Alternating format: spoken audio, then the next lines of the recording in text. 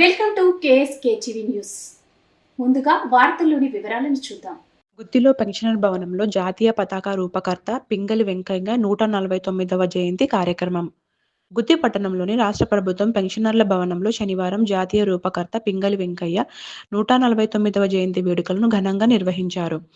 ఈ సందర్భంగా పింగళి వెంకయ్య చిత్రపటానికి అదనపు కార్యదర్శి జెన్నె గుల్లాయిబాబు పూలమాల వేసి నివాళులర్పించారు.